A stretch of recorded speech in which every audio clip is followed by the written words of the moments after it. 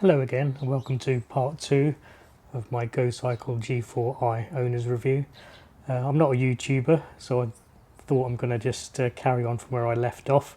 There are some comments that some people have made which I had noted down but didn't have time and kind of promptly forgot to put in the first part of the review.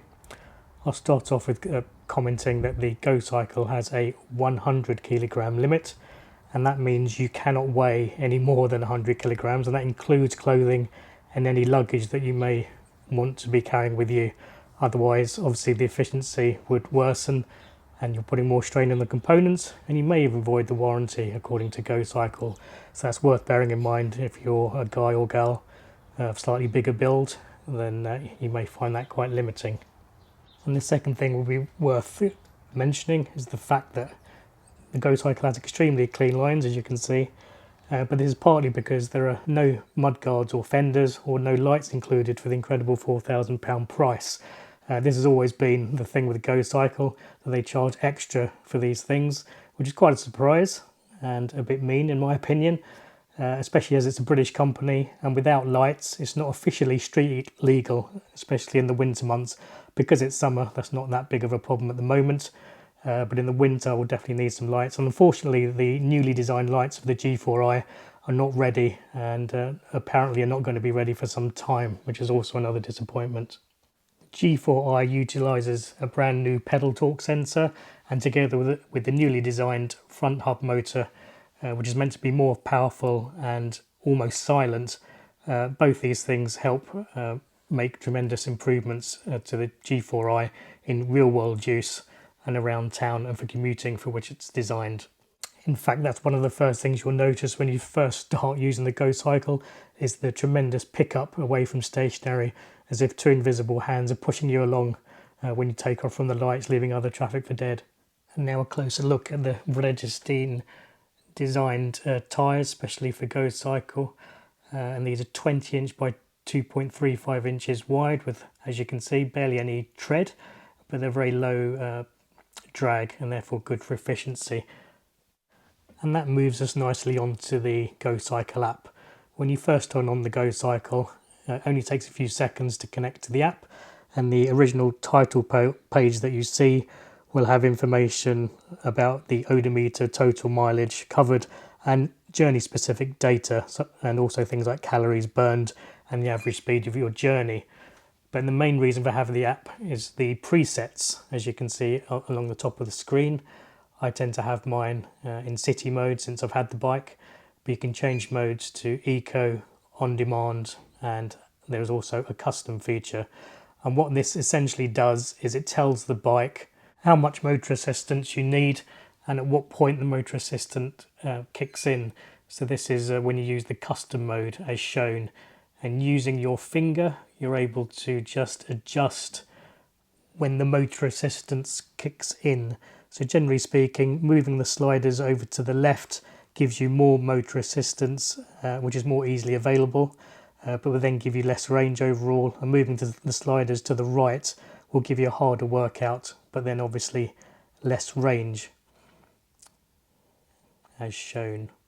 And then once you feel that you've set it up and fine-tuned the bike to your own specification, you can then save that setting to a particular preset and then give it a name. So in this example, I'm just giving it a name, Trip 3.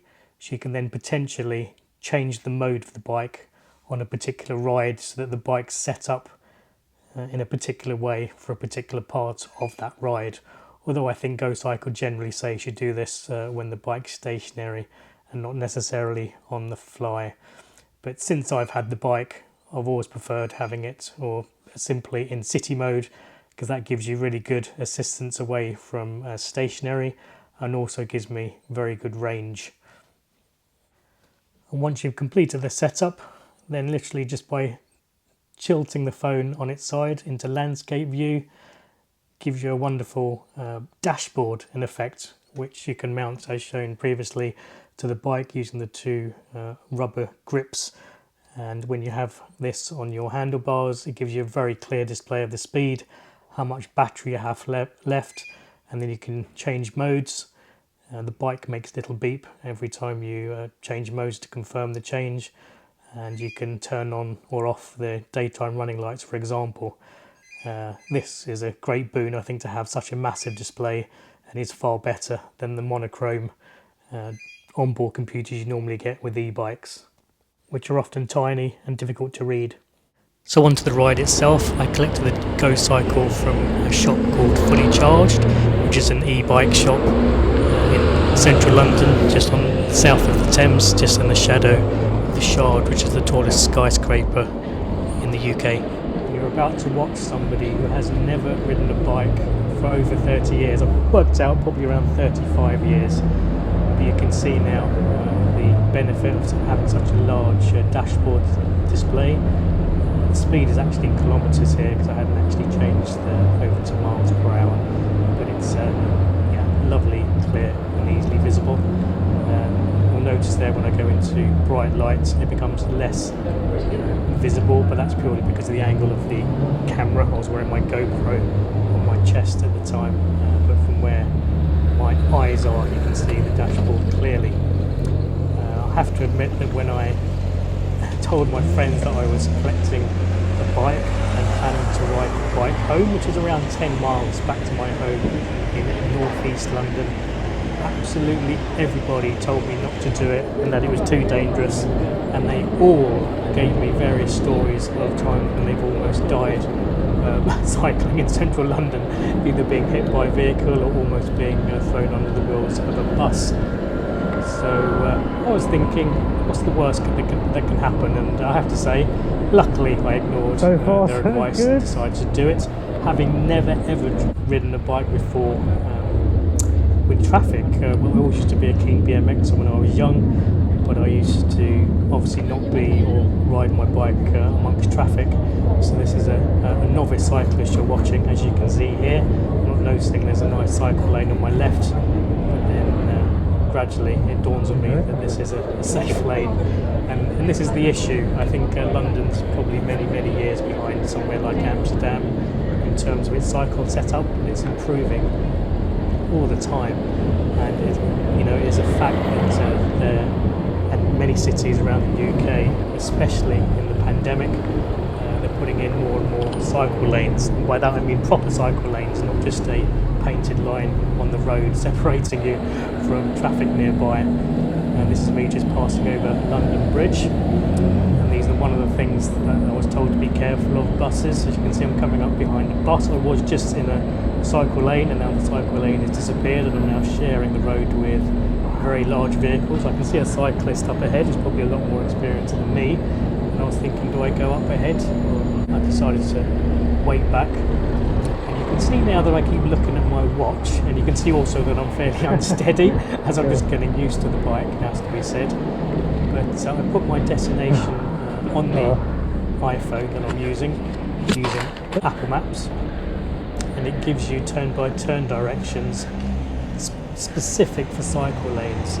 So it was taking me down paths and back roads that I never knew existed, and because I was wearing my Apple Watch as well, it just gives you a little tap on the wrist to tell you what the next direction is. So you'll see me looking at my wrist every once in a while, but you can read those very same directions up on the iPhone main display, but I just found it easier to look at my wrist. But yeah, so you're just seeing someone gradually getting used to the GoCycle. It's only got 20-inch wheels, so compared to a larger wheel bike, GoCycle is a little bit more unstable, but it's something to get used to. Now I've actually joined the Cycle Superhighway number 2, and there are several of these radiating out from the centre of London to various parts of London, and they mostly keep you separated from the traffic, but unfortunately, like during this section, that separation sometimes disappears, and then you're sharing the road with traffic, which can be a bit hairy, so you have to keep your wits about you. You can just see here a Brompton overtaking me. I did look at Bromptons quite closely because I love the concepts, and they've been out for many years, and they do an electric Brompton as well, but it's only very slightly cheaper than the GoCycle, and I just love the GoCycle design and technology. So I'm back on a separated part again, and you realise that you're sharing the road, I should say, with lots of Deliveroo drivers. These are couriers that deliver food all around the capital, and as you can see, they tend to use electric bikes as well. And they seem to be on the throttle all the time because you very rarely see them pedalling. But I suppose as part of their job, that's going to be one way in which they save their legs. Something that I'm not really bothered about. And you can see another here, possible commuter on an electric smaller bike than the GoCycle with smaller tyres, and again just using the throttle. She's not pedalling. Again, this is another section where as a cyclist you share the bus lane. It's not something that is a very nice feeling when you know there's a huge bus behind you. And again, another little area where I'm travelling straight through and past a bus stop. Luckily there's not many people at this one than there were a bit earlier in the journey. But when it's separated out like this, away from the traffic, then I feel quite confident. But again, this is nowhere near as good as many other European cities which have really good and advanced and developed cycle lanes. There are many accidents involving cyclists and deaths involving cyclists every day. And now this is one area where my friends told me to be very careful, and that is when someone's turning left across you, because if you're crossing a junction and they decide to turn left without slowing down, there's a high risk of you being knocked off your bike. And this is an example of just taken away from the lights. This is where you get really good motor assistance away from stationary, and you can just leave things for dead. You can see I'm still a little bit unstable when I pulled away, but that is really one time when you feel the motor assistance kicking in. Another example here. So yeah, the motorbike overtakes, but the video is not speeded up here. This is how fast you go away from stationary. You get maximum motor assistance, and this is using the city mode. And I'm just a few short minutes away from home at the moment, and I was quite surprised to see my watch and the Apple software directs me to cycle lanes that I never knew existed, as I've always been a driver and not a cyclist. But then finding these little lanes here and everywhere was quite a chuckling experience, really. But it was an eye-opener for me.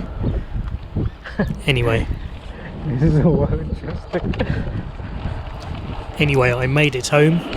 And that trip took me about an hour and a half, and it was just under 10 miles, but I really did feel as if I had achieved something special there.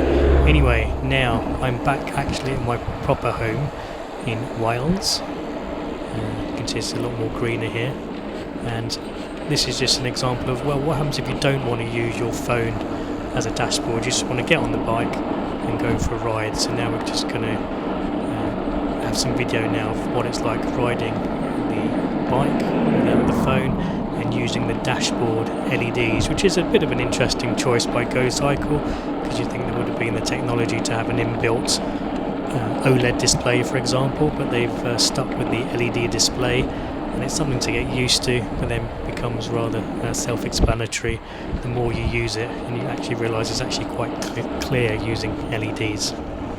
So via the showing of red LEDs across the dashboard, the GoCycle gives an indication of the battery charge remaining, what gear you're in, the speed you're doing, and also gives an indication of the motor assistance and or efficiency, and also whether the daytime running lights are on or off. The most important lights are the 12 o'clock position right in the middle of the dash, and that gives an indication of what gear you're in. The G4i comes with 3 gears, which is more than enough for a commuter bike, and as you can see here, this is presently in 2nd gear. The G4i has predictive shift control, so it just changes gear automatically for you depending on how fast you're going. So when you slow down, it will automatically shift down to 1, and as I've stopped pedalling now, you can see that the red LEDs to the left hand side show battery level, which is still 10. Thank you. 10, and as I begin to pedal, it gives an indication again towards the left hand side of how much the motor is assisting me. So as you can see now, just the 1 light, and on the right hand side that gives an indication of speed. Listen to this little section here. I was going up just a short, sharp, steep hill there, and you just could hear the tyres struggle for grip slightly. It also has traction control. I suppose if you think of the G4i as having or being an all-wheel drive vehicle simply because you pedal and pedal moving the rear wheel, and then you also have the front hub motor which is essentially pulling you along as well, and now you can see that the G4i has shifted up into third gear because there were 3 lights showing at the 12 o'clock position, and you can just see now stop pedaling, and it's now gone back to showing battery indication, 10 full lights.